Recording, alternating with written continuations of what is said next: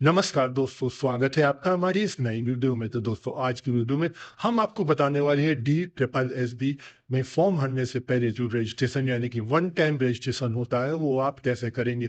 तो दोस्तों, बता दें DSSSB के अगर आपको किसी भी भर्ती के लिए आवेदन करना है तो आपका रजिस्ट्रेशन होना जरूरी है।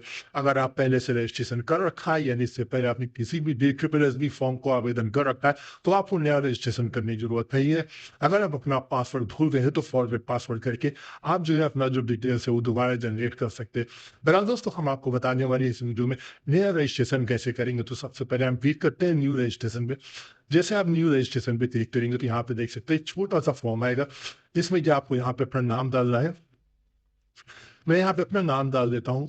नाम डालने के बाद दोबारा नाम आपको यहाँ पे दोबारा रिपीट करना पड़ेगा। यहाँ पे आपको अपनी डेट ऑफ बर्थ यानी कि जन्म तिथि जो है यहाँ पे आपको मेंशन करनी है। तो जन्म तिथि में सबसे पहले आपको ईयर डाल देना है। ईयर डालने के साथ साथ आपको जो आपका मंथ है वो डाल देना है और यहाँ पे आपको डेट डाल देनी है।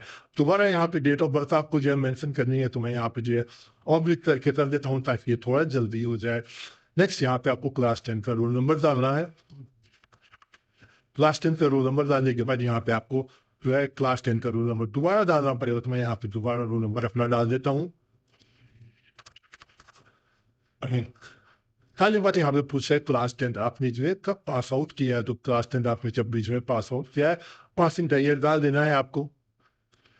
दोबारा पासिंग ईयर डाल देना है। आपको यहाँ पे अपना जेंडर सिलेक्ट करना है। जेंडर सेलेक्ट करने के बाद नेशनलिटी सिलेक्ट करनी है। फादर नेम डालना है। दोबारा फादर नेम रिपीट करना है। नेक्स्ट आपको मदर नेम डालना है। फिर से मदर नेम रिपीट करना है। अगर आपकी शादी हो गई है तो आपको यहाँ पे अपनी वाइफ का नाम डालना है। अगर आप महिला व्यक्ति है तो यहाँ पे आपको अपने हस्बैंड का नाम डालना है। अगर मैरिड नहीं है तो आप इस ऑप्शन को छोड़ सकते हैं क्योंकि बाद में इसको जो है वेरीफाइड भी कर सकते हैं। नेक्स्ट आपको यहाँ पे अपना मोबाइल नंबर देना है। मोबाइल नंबर में 0 या 91 वगैरह कुछ भी नहीं लगाना है। ईमेल आईडी देनी है। दोबारा ईमेल आईडी देनी है और यहाँ पे OTP से इसको वेरीफाई करना है। तो चलिए इस काम को करते हैं। मोबाइल नंबर और ईमेल आईडी आपको डालने के बाद यहाँ पे गेट OTP पे क्लिक करना। तो दोस्तों चलिए हम गेट OTP पे क्लिक करते हैं। तो आप देख सकते हैं मैंने अपने रजिस्टर्ड मोबाइल पे जो OTP आई वो भी डाल दिया। जो रजिस्टर्ड ईमेल पे OTP आई वो भी डाल दिया। सब कुछ डालने के बाद आपको वेरीफाई OTP पे क्लिक करना है। अगर काफी देर तक OTP नहीं आती है आपके पास तो आप रीसेंड OTP कर सकते हैं। OTP के डिटेल्स वेरीफाई करने में यहाँ पे आपसे पूछ रहे हैं क्या आप ID प्रूफ में अपना आधार कार्ड नंबर देना चाहते हैं। तो अगर आप देना चाहते हैं तो यहाँ पे आप अपना आधार कार्ड का नंबर डाल सकते हैं। तो मैं यहाँ पे अपना आपको बता दो जो नंबर में डाल रहा हूँ ये एक सैंपल नंबर है। ये मेरा नंबर नहीं है। ये केवल आपको समझाने के लिए डाला जा रहा है। अगर आप यहाँ पे अपना आधार कार्ड डिटेल्स नहीं देना चाहते तो आप इसको सिंपली नो करके भी आगे बढ़ सकते हैं। तो मैं यहाँ पे नो करके आगे बढ़ता हूँ।